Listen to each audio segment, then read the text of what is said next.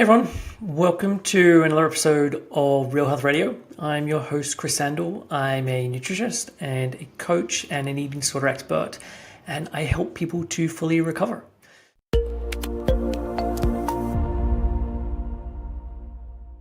So we have a really good show today. It's a Q&A episode. This is episode 350, and I'll get into that part in a moment.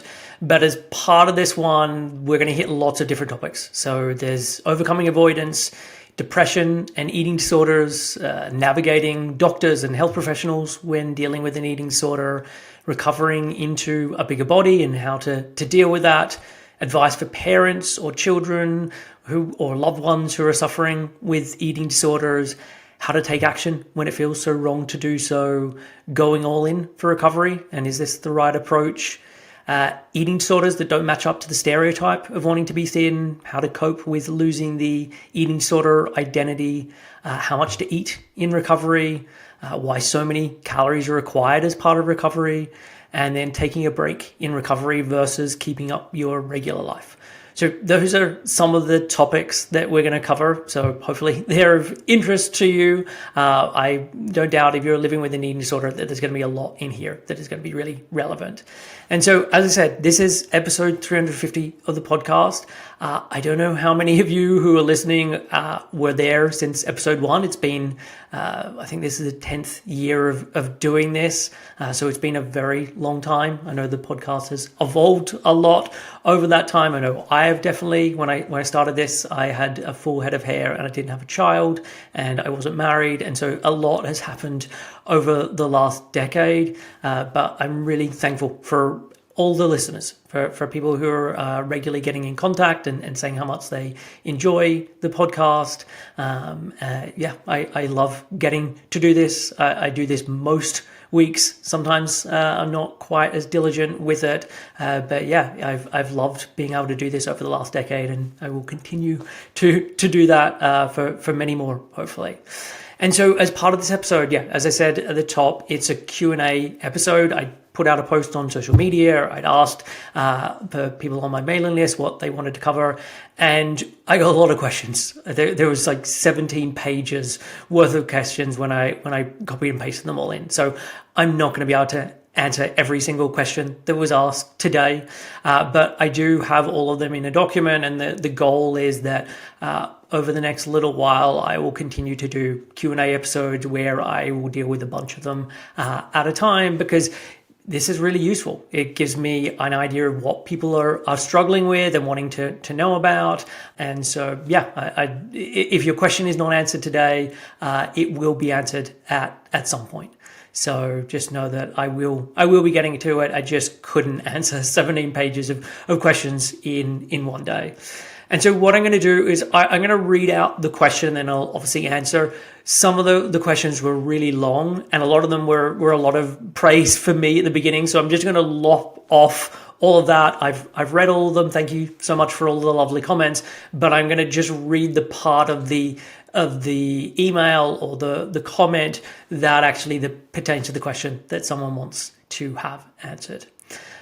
So Nicole says, if eating disorders are anxiety disorders and it's all about avoidance, does this mean I need to stop avoiding other things, i.e. socializing, overbearing work tasks, any form of commitment, etc.? And where does it start or end? So great question. And my honest answer is yes, it does mean that you do this in all areas of your life. Because if we look at eating disorders, but even if we look outside of eating disorders, if I look at people who are psychologically healthy, where things are going well in their life, typically they are not avoiding things. They are able to deal with what happens in their life, and they're able to notice that there are things that are challenging, and I'm still going to find my way to navigate that. And so I think it is really important to then be noticing where are all these areas of avoidance and where I feel unsure about doing this thing, and how do I then address it. But if I'm thinking about this purely from a recovery standpoint, there are things that are going to be more important at some points and less important at others. And so if someone is in the early stages of recovery, the most important things that they should be working on in terms of not avoiding are about how to get the body out of the depleted energy state that it's in. So it would be connected to doing things with food or doing things with movement that allow that energy balance to start to change for the body. And from a food standpoint, I think I've referenced this on the podcast before.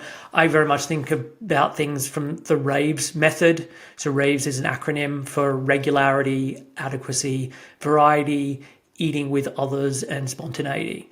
And basically, these are a lot of the things that need to be tackled as part of recovery, but we don't need to do all of them at once. And in fact, doing them in a particular order makes sense because certain things are more important at the start. And regularity and adequacy are the most important things. If you're not eating enough food, if you're not eating it often enough, you're not really dealing with the main thing that is driving so many of the symptoms. And so if I'm thinking about the avoidance piece, okay, that's where I would be starting. How do we get out of that piece? And then the next piece, and this can be happening afterwards or it can be happening alongside. The thing I always think about it, if something's happening alongside, it just can't be then detracting from the thing that is most important. So in the raves example I just gave, it's not that people aren't allowed to add in variety or they're not allowed to add in eating in with other people until much later on. You can be adding that in from the beginning, but only if it is then in service of helping you to eat more food and eat more often. If I'm bringing in variety, but that then means that I'm actually not increasing my energy intake, well, then that's not actually helpful at that point. And so we can be doing all of these things at any point as long as the things that are most important are actually happening. And so, as I said, the next things to be working on would be things that are pulling you towards recovery and are reminding you why you're doing recovery. Because I think it can become very bland and life can become pretty boring if all I'm focusing on is recovery, because you're just constantly doing all these hard things and it can then feel like, what is the point? Like there is no upside to this.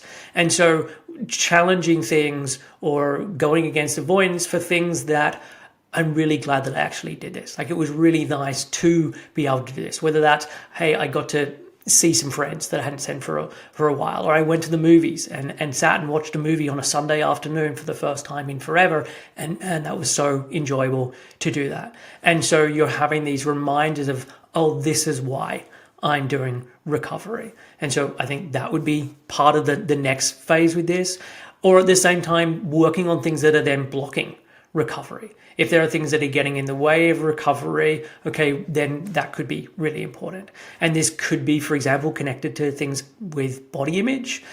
If actually I'm really struggling with that aspect of it, and that's actually preventing me from eating more, okay, how are we challenging some of the stuff that's connected to body image or weight gain, that then once we can start to loosen some of those things and for those to be not feeling like as big a deal, or I've realized I'm able to tolerate that thing better than I thought I could, then that allows other things to start to change.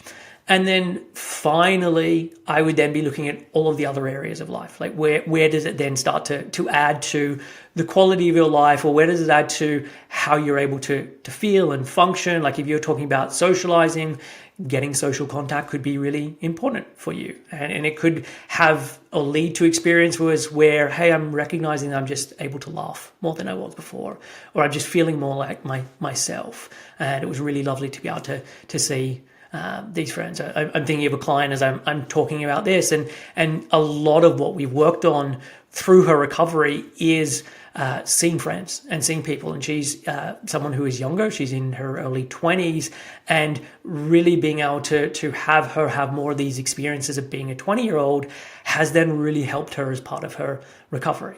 And so having those experiences are great.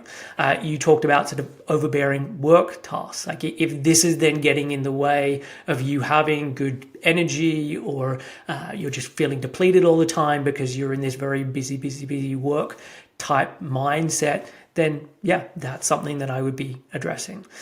So just to summarize in terms of recovery, or just even being a human with good psychological flexibility, I would say the name of the game really is, how do I tackle all of the things that I've been avoiding, but doing this in an order that then makes sense for recovery. Okay, so then the next question is by Bibi, and she says, based on your experience with clients, how do you see the relationship between depression and eating disorders or eating disorder behaviors? I've been in a state of depression for many years, sometimes worse than others, depending on general circumstances of my life. At the same time, I've struggled with eating disorders and exercise compulsion. If possible, please elaborate on the relationship between eating disorder universe, if I can name it that way, and depression. P.S. My eating disorder history goes back to my teenage years with periods of temporary recovery and quasi-recovery. I'm now 65 years old. Okay, so thank you for that question, and I'm sorry that this has been going on for this length of time for you. And to have the eating disorder, but also to have the depression, like that's a lot to be dealing with. And so how do I think about this? There are lots of things that can predate an eating disorder. So often people can have depression before an eating disorder occurs, or they can have high anxiety before an eating disorder occurs, or they can have bad digestion before an eating disorder occurs. And then the eating disorder makes things worse. So the eating disorder, if I'm thinking about this from depression, the two of them feed off each other. So if there's restriction going on, if there's compulsive exercise going on, if someone has sort of binge purge cycles that are going on, this can change the brain chemistry. It can change the available energy that's coming in, and this can either create or worsen a low mood. Depression can also then drive a lot of the eating disorder behaviors, because it then becomes someone's way of coping. You can use the restriction or the over-exercising or the binging or whatever as a way of numbing or distracting or creating a sense of control, or using just this, I mean, we talked in the earlier question about avoidance. It becomes one way of being able to avoid a lot of these things.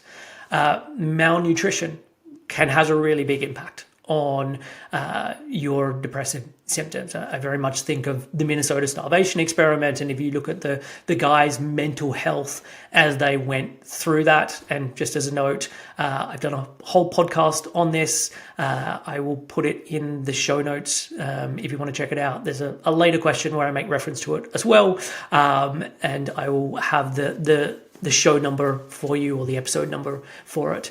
But yeah, when we look at what happened in that, as the guys got into a more depleted state, they had lots of different mental health issues, and depression was one of them, because in a sense, if you get into a lower calorie state, there can be lots of reasons why it leads to depression, but you've got lower neurotransmitters. It can lead to this lower mood. It can lead to hopelessness and apathy and irritability, obsessional thinking. All of these things are psychological, but they're also physiological. They're being driven by that state. Being in a depleted state really flattens a lot of emotional resilience, because when you're in that state, everything does just feel harder. It does feel just, oh my God, I don't have the spoons. I don't have the capacity to be able to deal with this. And so things then just feel more unmanageable. And again, this can either lead to a depressive state, or if there is that depressive state that is already there, it just starts to make it worse.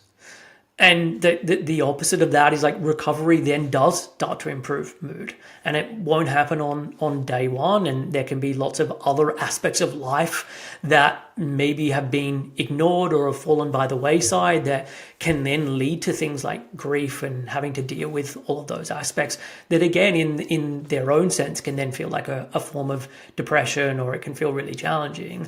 And by going through recovery, it does improve your mood. It does improve your capacity to then deal with those things. And I would say, you mentioned about being in this quasi-recovery state. I'd say that then also really plays into the depression piece as well, because if your body is still in this energy debt, even if it is less, it hasn't done the full repair that it needs to do. And a lot of the time, your body is then still staying in this fight or flight, shutdown type state, which has an impact on the kinds of thoughts and feelings and sensations and things that naturally arrive within you. The other piece that I would say, like just to use your vernacular, the ed universe can really become someone's home, or it can become your home, and you get so used to the structure and the rules and the identity and the rituals, and it can become like it can feel safe, even though there is this feeling of depression that is going on. And I will just say that despite the fact that you are 65 years old, and this has been going on since you were a teenager, so multiple decades, I still believe that you can fully recover. Like there is nothing that prevents that from occurring. If you do the things that are required as part of recovery in terms of making changes from a food and exercise standpoint, in terms of getting past a lot of the avoidance that I made reference to in the previous question, like, that is how you get to that place of recovery. And so I just want to give you some hope with this, that it doesn't mean that just because it's gone on this long that you can't get better. And I mean that both for the eating disorder, but also for the depression as well. So the next question is from Manal, and she says, how to speak to health professionals about being okay with weight gain and not seeing the number on the scale. E.g., last time I spoke with one about having an eating disorder, undiagnosed though, he wrote down as dietary restriction, and I found that to be dismissive. Another time I asked not to see the weight number on the scale. She wrote it on a piece of paper right in front of my eyes in kilos, not pounds. So she said, don't worry, it's not in your English. I'm sure you've heard many stories. So, Manal, I'm sorry that this has been your experience with this stuff. I really wish that health professionals, doctors, nurses, all the people working in the health field that have so much contact with people were much better trained in this, and that they weren't within a system where weight loss was sort of like the number one fix-it-all for everything that is getting recommended. And I think this is getting worse in terms of the age of the GLP-1s. It seems like this is just the number one recommendation no matter what is going on. And so the things that I would say connected to this is that you are not alone with this experience. And I know this doesn't make it any better for you, but the reason I want to mention it is so that you can understand, like, this isn't a you problem, this is a them problem. Like, this is about the training people have got, this is about the ignorance and the misunderstanding that people have. And so it's not saying anything about you, even though I know it can feel very personal when that happens. I also know that many clinicians are either uncomfortable with or just have a complete lack of knowledge about weight neutral care, and they just don't know how to adapt, or they don't even think that they need to adapt. And again, this isn't about you, this is about them. And really, that when someone is saying something like, oh, don't worry, it's in kilos, this just shows a real lack of understanding. And again, it's not about you, it's about their lack of understanding of like how much of an impact that's going to have on you, and that these things do harm, but someone just doesn't really know. So a few things that could be useful. So one, being direct and preemptive. So for example, I'm working on recovery from a long-term eating disorder. Discussing or seeing my weight is harmful for me. I need a blind weigh-in, or I don't consent to hearing the number. And so being really clear and firm in your language removes some of that ambiguity. I know it sounds like you've already done this before and they didn't follow through. But I would say that with every appointment that you have, starting off from that place of like, I want to be really upfront about this. I want to be very direct with it. Another one would be stating it in practical terms instead of emotional ones. So often health professionals respond better to this function-based explanation. So for example, seeing the number disrupts my treatment progress, or it leads to behaviors that undermine my health. And the reason for this is it can change it from being framed as like, oh, just a preference, to like, no, this is a really important clinical need. And you could even make reference to my eating disorder team has told me that seeing the number has a really big impact on my treatment, and so that someone is then understanding this again in more practical terms as opposed to it just being a preference. You can then name the pattern if you feel like you're being dismissed. So, for example, when it's labeled as dietary restriction instead of an eating disorder pattern, it minimizes the severity and affects the support I receive. And again, sometimes people just don't understand the language and the impact that language can have. So being able to point this out. And I want to just add, like, I know with all of these things, it can be really hard to do this. It can be hard to be in a doctor's office where there is this power differential just being in that situation. And especially if you've had a history of having appointments where you did feel shamed and you did feel very uncomfortable and it did feel like I was being attacked and all of those things, again, that can be really hard to speak up. And so I'm just saying all of these things, if these could be helpful with the understanding that I know it's not always easy to do this. The next one would be give them the alternative you do want. So, for example, if you need the weight for clinical reasons, that's fine. Just don't show or tell me the numbers. Please document it without sharing it, and let's focus on the symptoms and the labs or whatever it is instead. And you can even ask of, hey, I want to know where this number is going to be placed. Because I've heard of clients and I've had discussions with clients where they've said, hey, I don't want to know the number. And someone said, that's fine. I'm not going to include it. And then they get sent over their medical records and it's like the first thing on top. And so asking, okay, if I'm then looking at my medical records or if I'm then going to be receiving these test results, is it going to be on there? To be really explicit of, like, it's not that I don't want to just hear it now in this moment. It's I don't want to see it ever. And so I want to work out a way that that's going to happen. And I want to find out where are all the areas where that might break down because you have included it. So I know this in advance and I'm not going to be blindsided by opening a document and it just stares me in the face. The next one would be bringing in a note if needed. And so writing it all out. I think sometimes that's a lot easier to just say, hey, I just want to hand this over to you. You can write it from your treatment team. Again, trying to create this higher level of, okay, this person is working with a professional, just so that, again, you're reaching someone on a level that they may respect more. Of, hey, here is a note from my treatment team, and this is why we're not able to talk about weight. This is why I don't want to be weighed, etc. And it helps it take it more seriously. It means that you're more likely to get the message across, because I think sometimes in the moment it can feel hard to actually say that what you want to say, and so I think that can be helpful. You're also allowed to say when someone has crossed a boundary. So, hey, I just want to flag, I asked not to see the number and you just show me the number.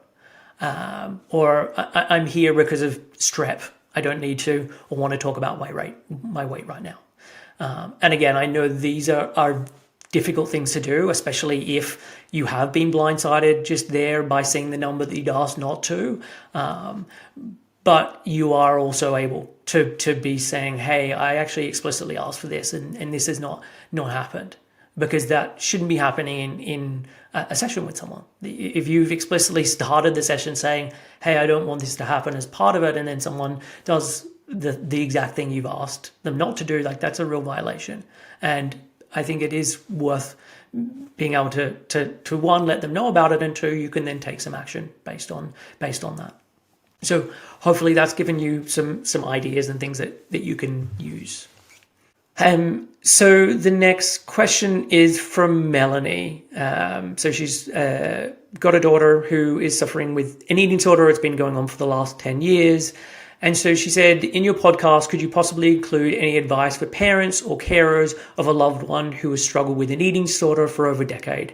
It's hard to get the balance right when you're wanting to be independent, but at the same time are so dependent for emotional and food support on the carers too. So this is a really tough situation, and I feel for you hugely, Melanie. It must be a horrible situation to see your daughter are going through this, and especially to see it going on for so long. So when I'm working with clients, I will have a session with their parents or their partner or whoever is that person for them, so that we can have a conversation about this, and I can explain certain things about eating disorders. I can add to their questions that they have. The client can then tell me things that, hey, I really like you to be able to address this with my mom or with my partner, and so that's something that I offer for people, because I think it's really important. The client is always my client, and I don't divulge anything that they don't want me to divulge, but being able to figure out, okay, how this person can be the best support.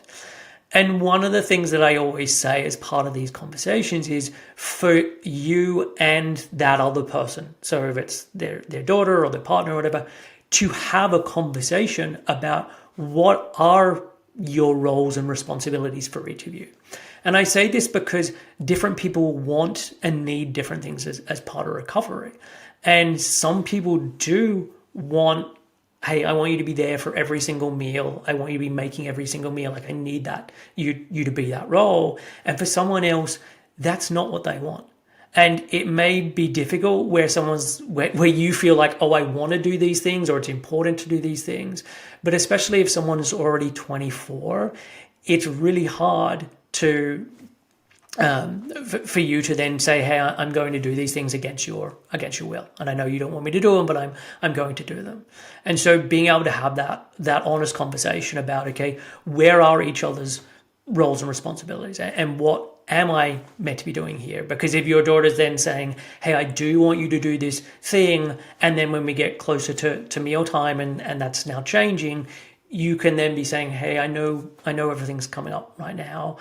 And we'd also had that conversation about, this is how you're wanting me to be able to support you.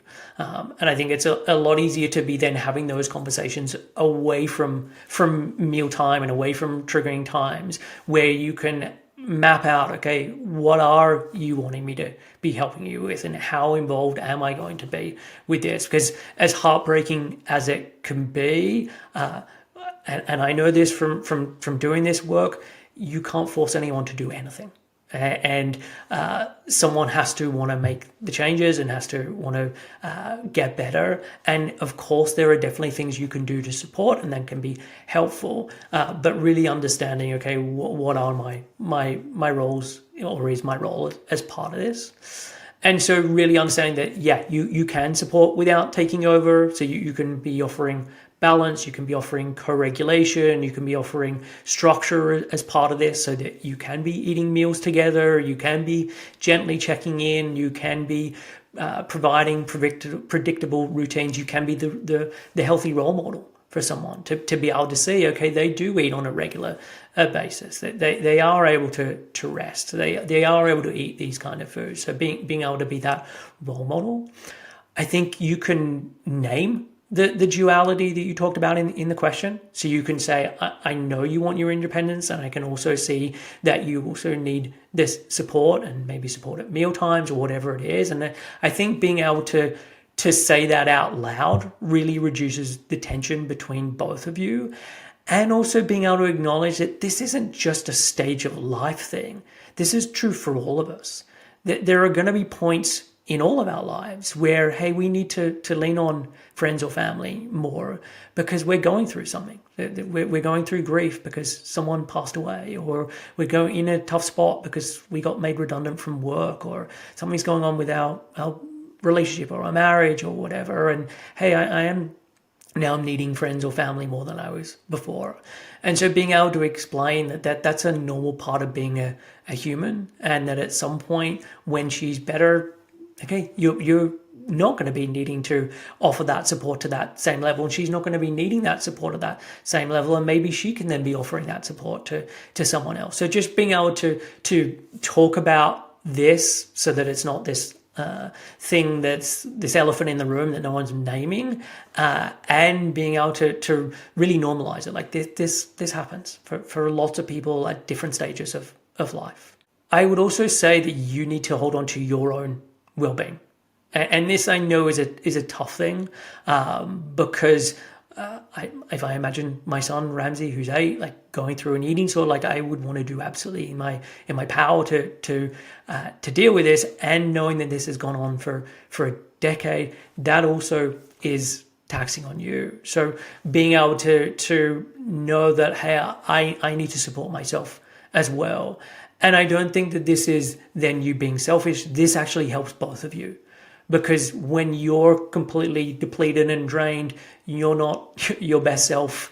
You're more likely to be argumentative as opposed to being that safe, calm person that your daughter then needs, and to have those cues of safety when they're with you.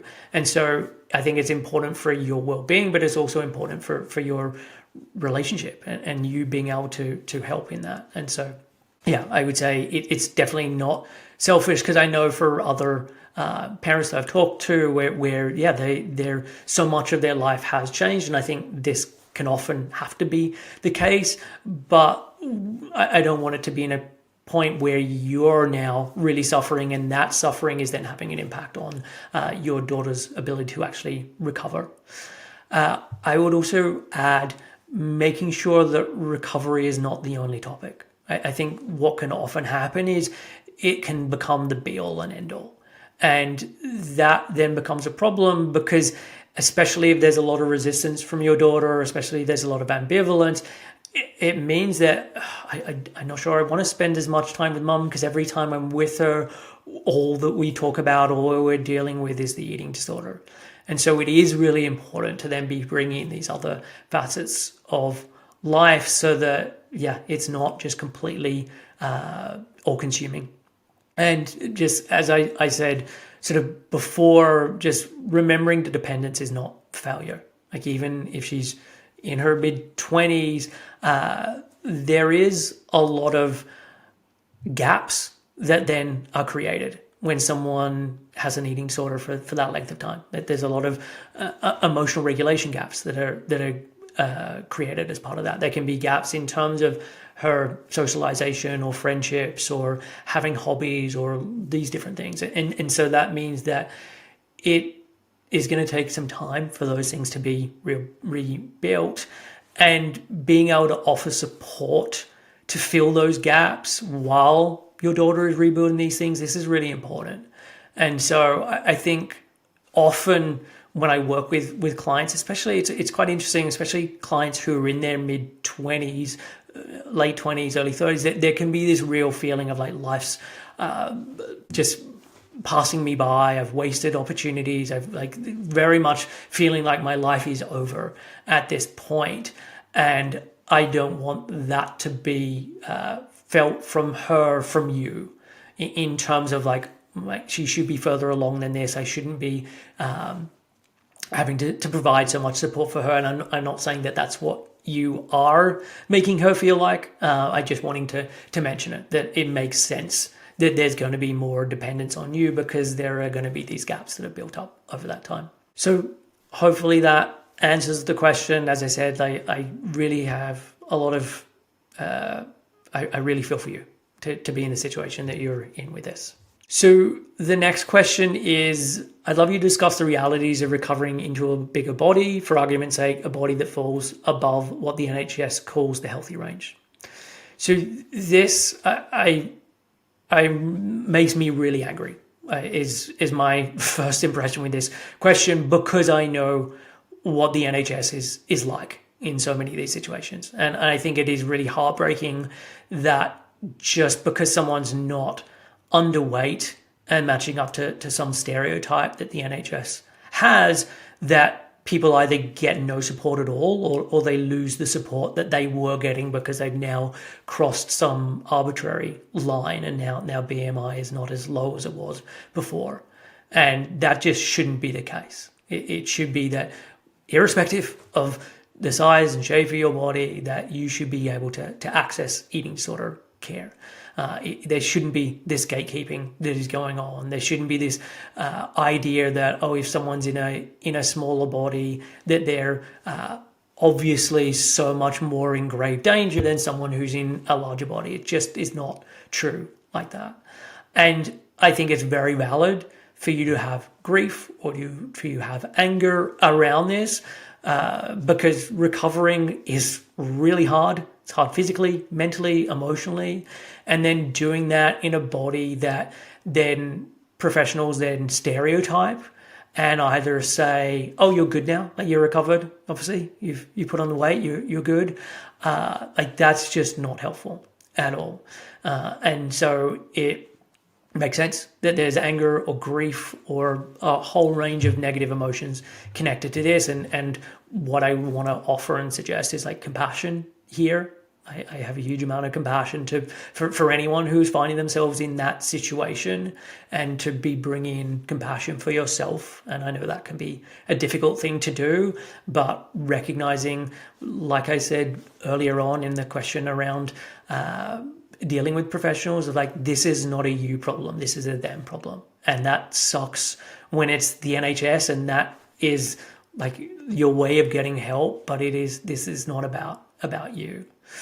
And with all of that said, someone's body does not change recovery and what is required for recovery. So if I'm working with someone, my treatment isn't based on what is their BMI, and now we have to do things differently because of that. It's based on what's going on, what's happening in terms of their behaviors, what's happening in terms of their symptoms, what's happening in terms of their thoughts. Like we're working with the eating disorder, and the people who are in larger bodies, the people who are in the thinner bodies, like we're doing the exact same thing. There isn't some magic BMI that someone gets to where I'm like, you're good. It really is about what's happening in terms of all of these different things, thoughts, feelings, behaviors, symptoms, etc. And so if you're getting this impression of like, oh, I should be recovered by now because of my weight and I'm not, then yeah, you're just not recovered by now. Like it just, the weight that you're at, or the amount of recovery you've done means that you still have more to go with this. And the unfortunate part is that this often means that you may need to then seek support that is not provided on the NHS. And that's hard because not everyone has the financial means to be able to do that. But unfortunately, that's the reality of the situation. And I wish I had a better answer to this. And I've had a number of clients that I've worked with who are either working with the NHS or who had worked with the NHS. And it's hard for me to say this because I do have a lot of respect for the NHS and what it can be, but I haven't seen a lot of good experiences from people who have been there. And the kind of through line that often is the same with all of them is this is as good as it's going to get. At some point, they get to a place where they're just told, look, you're just going to have to deal with this. This is just how it is for someone who's had an eating disorder. This is a lifelong thing. You're always going to have this. And that is not the message that people need to receive, because it's just not true. People can fully recover. It's a matter of doing the things. And the reason why someone hasn't got there is typically because, hey, we're packing up shop before we've fully done the things that need to be done. So yeah, that's my thoughts on this, and I do have a huge amount of compassion for you, because it's not easy to be doing this in a body where you're being told that, hey, you're too big for the services that we offer. So then the next question is from Georgie, and she says, I don't know how to phrase this as a question, but I feel like what's kept me stuck for actual years is, how do you do recovery actions, e.g. eat more, rest, accept weight gain, when your eating disorder makes those things feel like the most fundamentally wrong thing to do, like jumping into traffic? I have all the reasons and the desire in the world to recover, but every day feels like the only right thing to do is to follow what the eating disorder wants, and I go around the same cycle over and over and over again. Okay, so thank you for asking, Georgie, and I would say that this is where lots of people get stuck. There is this intellectual understanding of, I know I need to do certain things in recovery. I can even recognize this isn't the life that I want to be living. This isn't leading to the things that I actually want to be doing. I don't want to be spending my time on these things, because I think there can be people where it's very much, but I love the exercise, or I love the healthy eating, or whatever it is. And then there's also a lot of recognition of like, hey, I don't actually want to be doing any of these things. And this isn't enjoyable. This is just about compulsion. And yes, I have these fears, etc. But I also know that this is not the life I want to be leading. And so the thing that I would say, and I always want to get this across with clients, is the wrong feeling that you're describing is the eating disorder. It's not you. The eating disorder, it wires your brain, it wires your nervous system, in a sense, to mispredict or miscatalog different aspects of nourishment or rest or weight changes, etc., as a threat. And that panic, that threat response, it is real. Like you feel it within your body. I often use the example when I'm talking to people to explain what an eating disorder is like, is it's the equivalent of having a meal, but I'm bringing you into a room and on the floor is just snakes and spiders and scorpions. And then I'm saying, hey, just eat the food. It's just a sandwich.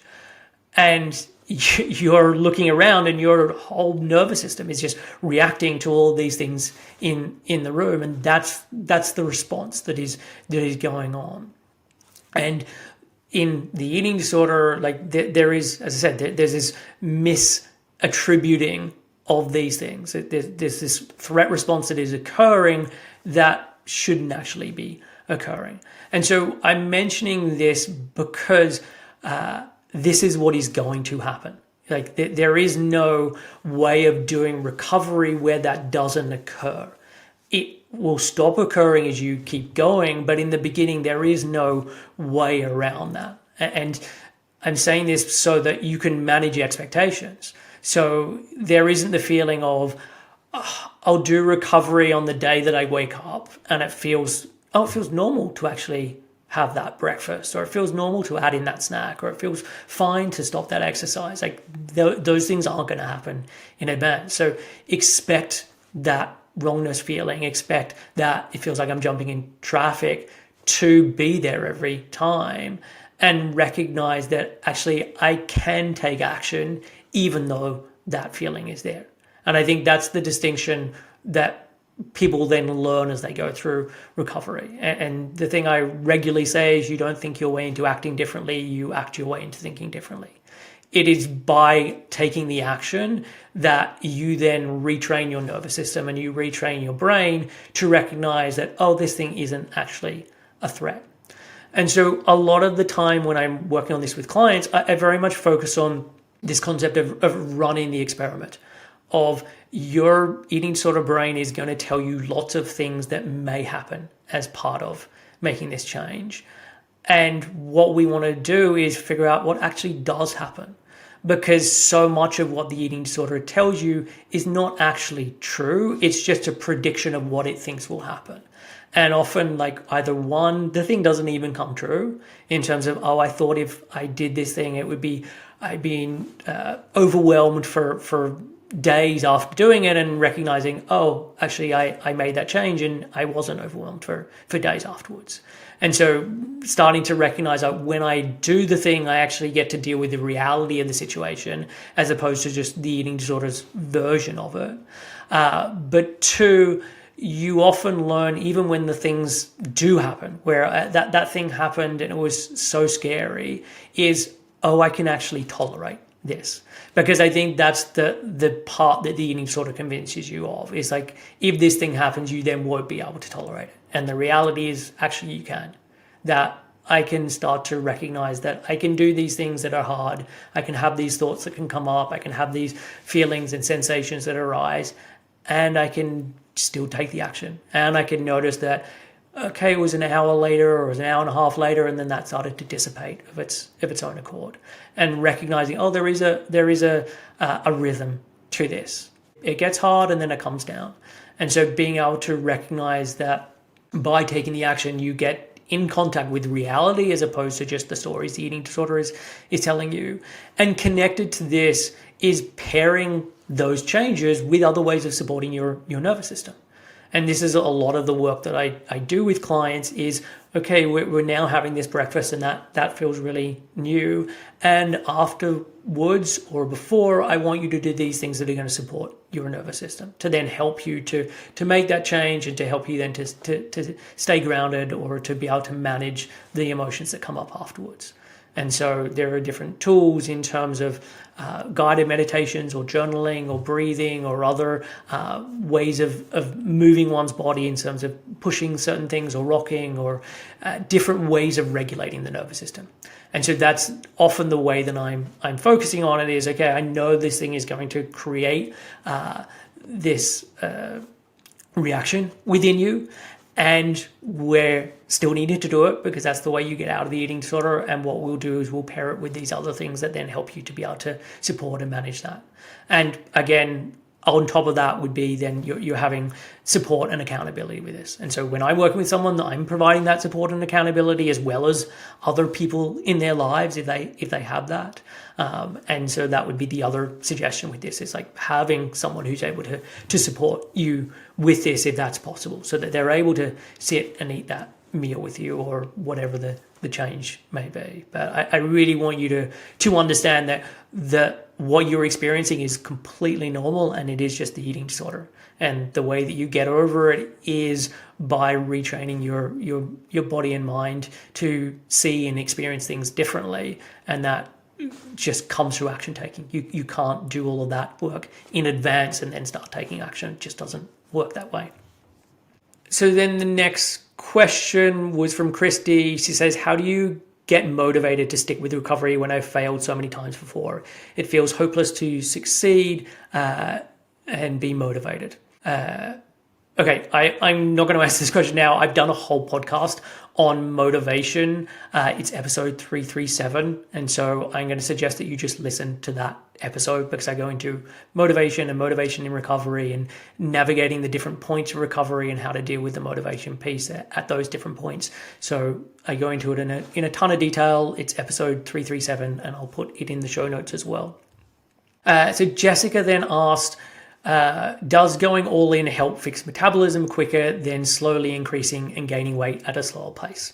So yes, is my general answer to this. When you are feeding your body fully and consistently and you're getting more rest, like this gives your brain and gives your body like clear signals that, okay, we're safe, food is coming in on a regular basis, but it also gives the energy for your body to then be able to start do the repair work so that it's then able to speed up your metabolism and normalize your hormones and improve your digestion and really just do repair work on all of the different systems. And when you're doing it at a slower rate, especially if someone's doing like really teeny tiny changes, your body just doesn't get out of that place. Your body still feels like we're in a famine. It doesn't really want to be spending a lot of what's coming in on increasing your metabolism or on doing the repair work because it doesn't know what's going to happen tomorrow or next week.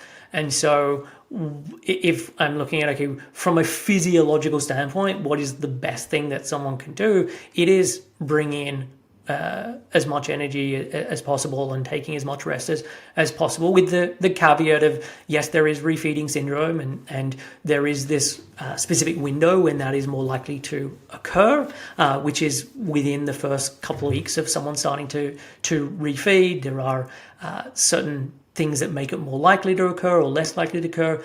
It's not something I take lightly. It is a real thing and it is deadly. And it's a very short-lived window that it can occur. And so once someone is out of that window, then yeah, we can start to increase things. And it is, as I said, it's through this that the body is able to then ramp up digestion and temperature and hunger cues and energy and all of these things that are so important. The big but that I will say with this piece is, and this is after doing this for such a long amount of time, is that I no longer believe that there is this one way that everyone needs to do. And if you're not doing all in, that you're not really doing recovery. I don't believe that's true. That the best plan is the plan that someone will follow, and that someone will follow through the long term. And that does not mean at all that someone should be going really slowly in their recovery and that that's the best plan. You want to be making meaningful changes, but you can be making meaningful changes without going all in. And I just say this because I think there can be this very black and white barrier that gets created where if I'm not doing all in, I'm not doing recovery. And so I don't even know if I can even start recovery. And my thoughts are, no, you can start recovery without going all in, and you can just start making more meaningful changes as part of this. So then the next question is, my 13-year-old daughter is in anorexia recovery, and I just find all the information is skewed to calorie counting, body image, being scared of gaining weight, and none of this applies to her. She doesn't worry or do any of this. I'd love some other discussion around maybe the small percentage of people who are still struggling, but these fears are not driving them, or adolescents who can't articulate their thoughts and feelings supporting them. So I want to make it abundantly clear that not all eating disorders are about weight and size and all of that, and not even everyone who's suffering with anorexia, which is supposedly meant to be all about this, is because of this. I would say that it's not a small percentage either, and that it's actually quite a lot of people. And so when I work with clients, I do discover that either one, this wasn't what was driving it to start with, or two, even in the depths of the eating disorder, it's not what is keeping it going. And so often there is neurodivergence or sensory issues. There can be anxiety. There can be loss of appetite due to stress. There can be someone eats less food because they were fasting for Ramadan, or they were fasting as part of Lent. There can be a need for control. There can be just all of these different reasons why someone develops an eating disorder in the first place and then continues to have that eating disorder. And the brain, when it is in a starved state, behaves in the same way. There is obsessiveness, there is shutdown, there is withdrawal, there's inability to really explain what's going on. It's not just we have a very stereotypical idea of what eating disorders are or why they occur, and I just don't believe that to be true. And if I was to think about, okay, what's going on in terms of an eating disorder, what happens is someone gets into a low energy state, and if you have the biology, if you have the genetics, then this in essence turns on the eating disorder. And then there is this, as I talked about earlier, this miscataloguing, this mispredicting of what will occur, and that then changes the reward circuits in the brain, it changes the fear circuits in the brain, and this now means I start to have this different relationship with what happens when I eat, or what happens when I move, or what happens when I rest. And someone can get into that state for a multitude of reasons, as I talked about a moment ago. It could be fasting for Ramadan. It could be because I went on this diet because I was being bullied at school. It could be I've got really bad digestive issues and we've been trying to do all these different elimination diets to figure out what's going on. There are many roads that get people to that point, and then the eating disorder gets turned on. And it's at that point that we then try and explain why this is going on. Because it feels weird if we think about, why would I be afraid of a sandwich? Or why would I be afraid of stopping exercise? Or why would I be afraid of not being productive, or whatever is going on? And so I need to come up with an explanation of why that would be the case. And often what we lean on when coming up with these explanations are what's been going on in terms of my upbringing, what's been going on in terms of the culture around me. And so given the culture that we live in today, yes, so much of it gets blamed on diet culture or beauty standards or all of those kind of usual things. If this was the 1600s, in medieval times, it would be blamed on celibacy, godliness, holiness, all of the reasons that the starving saints used to justify doing what they were doing, even though they were living with anorexia. And so I'm saying all this because I think it's really important that so much of the reasoning behind an eating disorder It's not that it's untrue, but we often tell ourselves stories and we try and make sense of the world. We are meaning making machines. We want to understand what's going on. And the person who's got into that state through dieting versus the person who's gone into that state through elimination diets because they had digestive issues, they all end up with the same kinds of thoughts and worries and concerns. And I know you said that her thoughts and worries and concerns aren't around counting calories or body image or any of those things, but there's going to be explanations about why it's going on, and that those explanations then are the things that then get in the way of why I can't make a change. So instead of I can't possibly eat more because I'll gain weight, it's fill in the blank. It could be connected to anxiety. It could be some other reason that then is then given. The other piece I would say with teens is teens aren't often very good at articulating what's wrong. And this is true even before an eating disorder or even without an eating disorder. I'd say most adults aren't very good at being able to articulate what's going on in terms of their emotional world, in terms of how they truly feel or think or any of those things. And so if you've got a teenager, obviously that's going to be a lot harder to do because they don't have as much experience in this world. They also have a brain that isn't fully developed.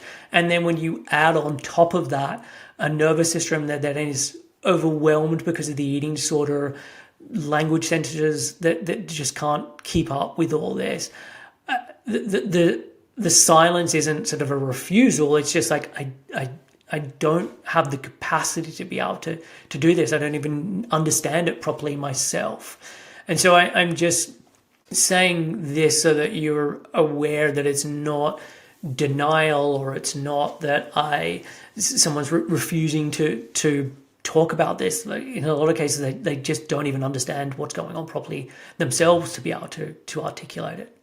And so often what is most important, especially for your role, where your role isn't as a therapist or having that kind of role in your daughter's life, it is more of a how can you provide the structure that is needed? How can you be that cue of safety for them? How can you provide consistent meals or predictable routines, or that calm adult leadership and reassurance that are so important for regulating one's nervous system and for being able to change how that is, which then has an impact on thoughts and feelings and other things that naturally arise within. So then the next question is, how do you cope with losing your identity as someone who is very underweight and eats little? I've had anorexia for 20 years. So Amy, thank you for asking that question. So the first thing I would say is, it's very normal to grieve this identity. If you've been living this way for 20 years, the eating disorder has become very familiar to you. It's offered a lot of structure for you. It can be strangely comforting, even when someone can recognize I don't want any of these things at the same time. It is a security blanket of sorts.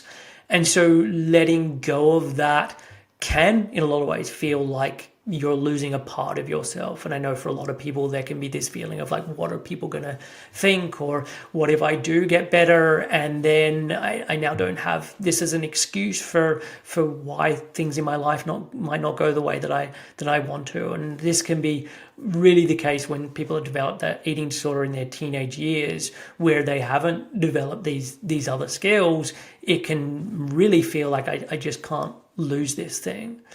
And the suggestion that I would have around this is to recognize that this will change as part of the process. Because I think there can be this feeling of, I've got to have figured this out before I make any changes, and what's my identity going to be, or how am I going to cope with this? And really sort of the identity piece, your new identity will grow as the illness shrinks, and you don't have to know all of this first.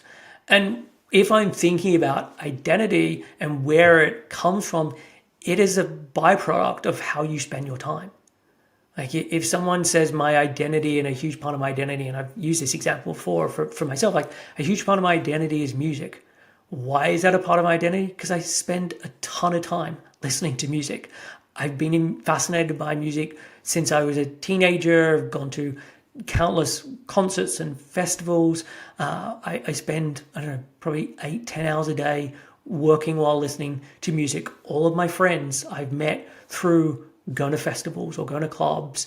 They know a lot about music. And so that's why it's a big part of my identity, because I spend so much time on it. And it's the same if your whole life has revolved around your food and your exercise and all these eating disorder behaviors, it makes sense that that becomes your identity. And the way that stops becoming your identity is I've started to spend more time on different things.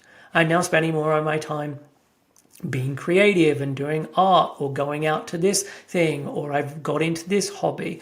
These things then become your identity because now I'm spending so much more time on those things. And you can't do that in advance. In a sense, like you that becomes your identity because as time goes on, you're spending more and more of your time doing it.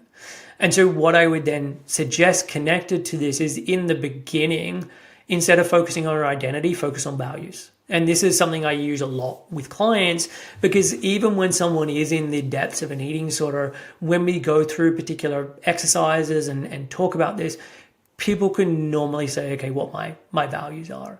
And this, what they claim their values are, can be different to how they're living their life. And there can be a recognition of, I know my life doesn't look like this at this point, but actually these are the things that I do actually value. And this is how I would like to live my life. I want to live in alignment with those values. If you can then map out what your values are, that can then be that guiding principle. So even though I'm a little unsure of my identity, I really do know that integrity is a really important value for me. Or I do actually know that compassion is a really important value for me, or whatever it may be. And with clients, I have them figure out what are their top 5 values. And you can have more values than this. It's just an easy way to start. And the thing I also say with this is you get to pick your values. It's not that these are then set in stone. So you can then use values for a particular season of life. And so, hey, it makes a lot of sense for me to really value growth during this recovery stage. So that's going to be my value.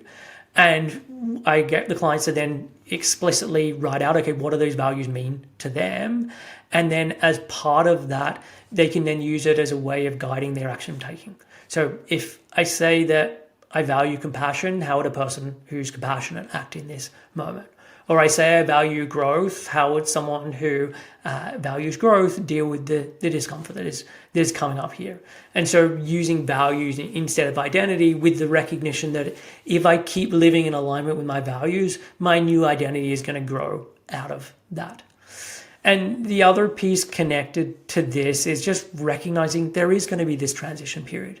There is going to be this messy period where you're trying to figure this out. And that's completely okay. It's normal. I often think of recovery as like going through being a teenager again. And this can be true often from a physical standpoint in terms of people getting their period back and hormones coming back online. But it is very much like being a teenager. And most people I speak to, being a teenager was not fun. I would not want to go through being a teenager again. If I have to do that as part of something really important, then of course. But in terms of, it can be a useful way of framing it. Like, of course, this period feels hard. Like I'm learning this new way of being, and it's going to feel awkward and it's going to feel different, and that's fine. Could be the other analogy, like going through a breakup after a long-term partner and really rediscovering who you are and finding out who you are after going through that breakup. It's the same kind of process. And so I would just say, like, you're not losing yourself or your identity, you're losing the cage. You're losing the cage of the eating disorder that it has really kept you confined, and you're leaving that so that you're finding something that is bigger and richer and more whole. And I understand that can be terrifying at first, and there is a real payoff from that. Okay, so the next question is, I continue to struggle with knowing what a realistic amount to eat for recovery is. I know that it may vary from person to person, and what you might recommend from one client may be different from another, but perhaps it might be able to speak about a ballpark range or some kind of aim for how much one should be eating in recovery. Okay, so thank you, Russell, for asking this. And the first thing I would say is it's more than most people think. Especially if you're either one, listening to the eating disorder, or two, let me look around the office, or let me look around with certain friends and see what they're eating, and then I'll make a decision. So the thing with this, yes, it is very individualized, and there are certain minimums that I tend to recommend. So when I'm working with someone, my goal to start with is I want to get them to around 3,500 calories as a baseline. And this is a starting point. And then, okay, let's see what's happening at that point. And for many people, they will then eat more than that, especially if the eating disorder has been going on for a long time, especially if we're in the early stages of recovery. But this is sort of a minimum of where I want to get people to, because the reality is you're not just giving yourself food for today, you're giving yourself food for all the misrepair and all the breakdown that has occurred within your body. I also add that consistency matters much more than perfection. And so being able to eat enough each day and doing this on a regular basis is really important.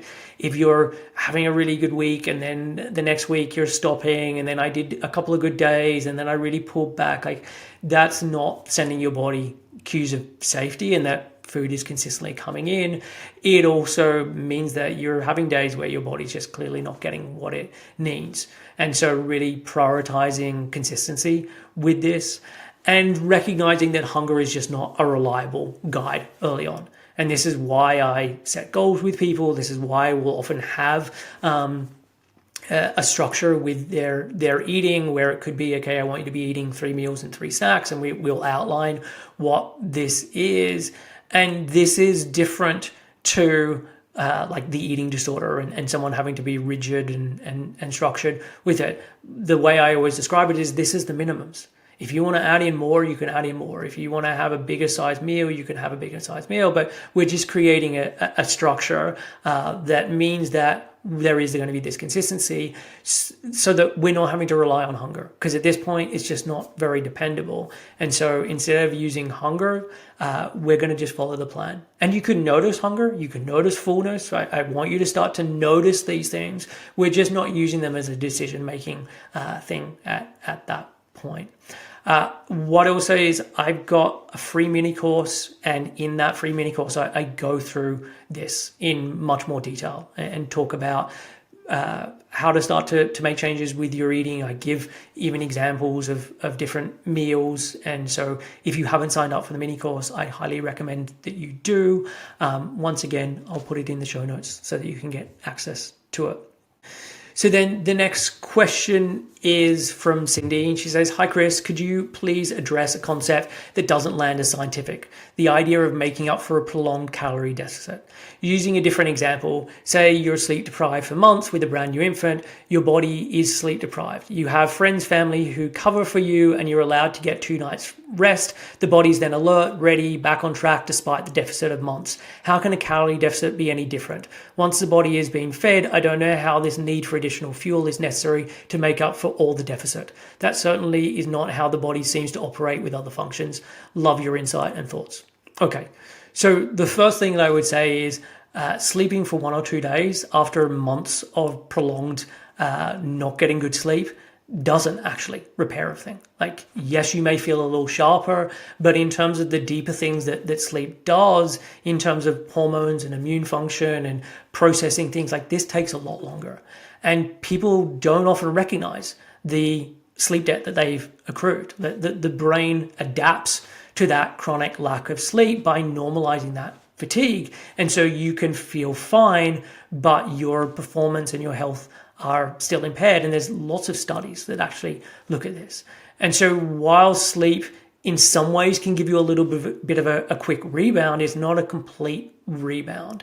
And so just recognizing that, hey, I do feel better, but I don't actually feel completely healed. And it can be really hard to recognize this.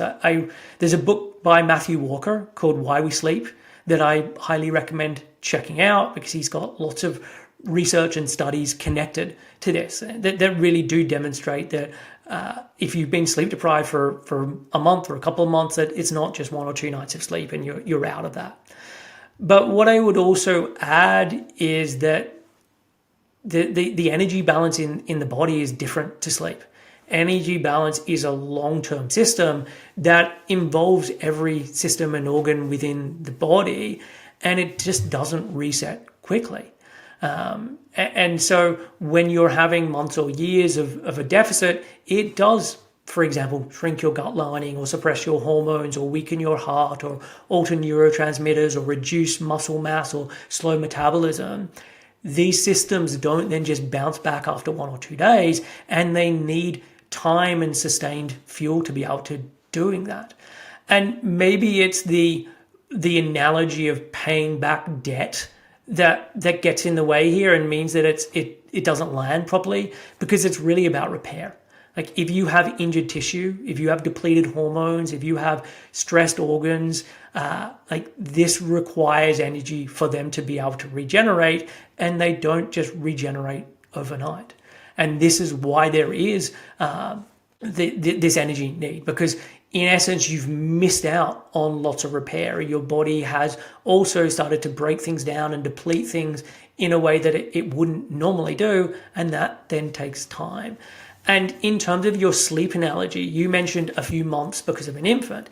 If someone has been restricting for a few months, obviously the repair is a lot quicker. If it's only been a few months of restricting, in a fairly short amount of time, it could be a matter of weeks that someone is repaired, because that's how quickly it can repair. But often people are living with eating disorders for multiple years, multiple decades. And so that's going to be very different. If, for example, someone's in their mid-50s and they've been living with an eating disorder since their teenage years, that's a long time. And that's why it's going to take more than a few nights for things to get better. And this is where a lot of people find themselves, that, hey, this has been going on for years and decades. So, of course, the body's not going to bounce back. Your bounce back is a lot quicker than how long it's taken. And so if it's been a couple of years, yeah, maybe within a handful of months, things are better. But if this has been decades going on, we can't expect the body to bounce back that quickly. And I would also say, you said like it sounds unscientific, the Minnesota starvation experiment, which I've recommended many times. I've done a whole podcast or multiple podcasts on it. I'll put it in the show notes. That was incredibly scientific and explored this thing in real great detail. And these guys were starved for 24 weeks, and they then followed them in terms of the repair process, and it takes time. They didn't bounce back after 1 or 2 days. And that was a very rigorous study. Ansel Keys wrote, I think it was 2 books that had like 1,300 pages. Like there was a huge amount of science that went into that. And so this is why it takes longer to heal. And this is why there is this idea of, hey, we need to pay off this calorie debt. So then the next is from Billy. And so Billy says, I know you advocate maintaining life pursuits, career, family obligations, social events while in recovery, but do you ever support clients' decisions to take time off and allow for complete rest and honoring of extreme hunger? To explain why I asked the question, I will let you know that I have loved all your podcasts and email asks, except for the ones that emphasize staying busy, not with exercise, but with life stuff. The part of your message baffles me because the eating disorder is in every part of my doing. Productivity, even in the form of a positive, like helping a friend look for an apartment to rent, for example, feels like migrating to me. And I find eating around and through even the smallest have-tos and shoulds very difficult, if not impossible. Therefore, I'm always yearning for a complete break in which I can feast and fully rest. I find it troubling that the better path to full recovery is to hustle and eat at the same time. Your note about the client who recovered working as an ER doc comes to mind. I cheer her on, but I can't conceive doing that myself. Then again, I'm 55 and pretty worn out in general. So there is no right way of doing this. So do I think that people can take complete time off and complete rest and do all this? Like, absolutely. And this is why when I'm working with someone, I figure out, okay, what is the best thing for that person? Like, some people do genuinely need this full period of rest and reduced demands. And if someone's nervous system is just fried, and like every form of doing just triggers the eating disorder, is like stepping back is definitely essential as part of this. And the eating disorder doctor that you reference, that's just one version of recovery. It's not the template. So many clients, especially those in midlife or with long-standing eating disorders, they do need more space or more calm or fewer obligations. And so your age and your long history, like, they matter. So if you're 55 years old and there's decades of burnout, like, that's going to be different to someone who's in their 20s and has had a shorter illness. So I'm definitely not against this. Why I typically recommend not putting everything on hold. There are a few reasons. So one, what I've noticed is that there are people where hey, I just want to put everything on hold and I'm just going to focus on my recovery. And then they do this and there's a huge time void. And what happens? The eating disorder just comes in to fill that. So I thought I was going to do recovery, and now I just find that I'm spending all my days walking and doing exercise and doing eating disorder behaviors, and all this extra time has just been given over to the eating disorder. And so for a lot of people, having structure is important. Having these huge gaps of time just does not work for them. I also want to have people remembering and being reminded of why they're doing recovery. And if everything gets put on hold and all I'm doing is recovery, sometimes that then just becomes so detached. It's like, I don't even understand why I'm doing this anymore. There's nothing going on in my life. There's nothing meaningful going on. All I'm doing is just sleeping or sitting on the couch or whatever it may be. And so there can be this feeling of the eating disorder in a sense is all I've got. It's the only thing I can have to fill my time and distract myself. And so when all of life then falls away, it can feel like the eating disorder is the last thing that I have. So my recommendation then is, if you are going to put a total pause on things, great. Make sure that these two things don't happen. So make sure that, hey, I am finding ways to fill my time and that it is recovery based. And two, I'm not now getting into this depression where it feels like everything is falling away and I've got nothing that is meaningful going on in my life. And so if you can avoid doing those two things and really truly give yourself the rest and repair that you need, and the food that you need as part of recovery, like, have at it. I'm all for that. It's just, as I said, my recommendations are because I've seen when that hasn't worked well for people. And so then the final question that I have for today is, in 350 episodes, which was your favorite, most memorable, or which have been your most favorite and most memorable? What is one piece of recovery advice you would give to everyone and have stood by since the start of your practice? So if I'm thinking of podcasts, there are a few that come to mind. I already made reference to the Minnesota Starvation Experiment. So that's the most recent one that I did on this, and the one that I recommend is episode 226. It goes into a ton of detail, and I loved having the time to go into that one. And I've just been fascinated with this study for now, must be nearly 15 years since I first found out about it. So I highly recommend listening to that one. I enjoyed putting that together. I did an episode one from a long time ago. It's 112. It's all about free will. This was back when I had a lot more time on my hands, and I spent a ton of time putting that together. And in a lot of ways, it can feel less like eating disorder and less what I focus on today. But I am fascinated by the idea of free will and whether we have free will. And my landing point on this is we don't.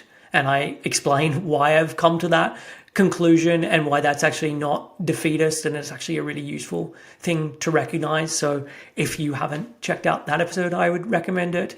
In terms of guests, maybe there's some recency bias with this one, but the ones that stand out most. So one, the episode I did with Sasha Gorel, so it's 246. And this is where we talk about eating disorders being anxiety disorders. And she was the one who helped me really be able to name this and talk about this. Like I'd understood it in some ways, or fragments of it or pieces of it. And she really helped me to understand it. So that one for sure. 328 with Abby Atwood. I really like Abby. There's something about her. Unfortunately, we didn't have a huge amount of time. I didn't get the full 2 hours with her. But yeah, she's someone who I think is doing incredible work, and I really enjoyed that conversation, and I want to have her on the show again to talk more. I've also enjoyed so many of the interviews that I've done with past clients, and I've been less doing them of late. But yeah, there's definitely some good memories of that. And the one that comes to mind more, and again, there could be some recency bias with this, is Kate Ely. So Kate was a past client of mine, and what I got out of that episode was she was a client that I worked with for a year, and I found out so much more about her from that episode in terms of her backstory and what she'd been through and her life. And I'd known some of it, but not anywhere to the detail that she explained it. And it was really one of those recognitions of like, this is someone who did recovery in just the most challenging of circumstances.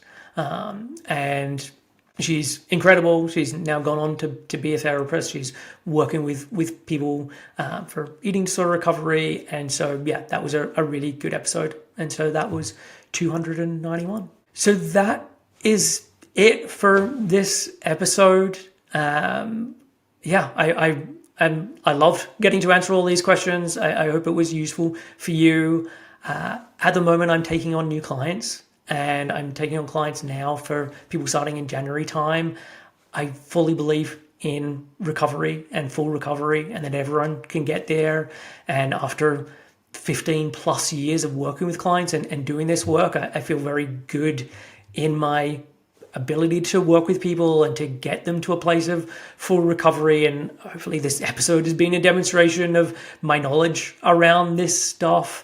And so, yeah, if this episode has spoken to you or resonated with you, if you are wanting help, I would love to be able to support you. So send an email to info@7-health.com, or you can message me, send me a DM on Instagram. So it's @7healthcompany, and I can then send over the details. So that is it for today's show. I hope you enjoyed it, and I will catch you again next week. All right, take care.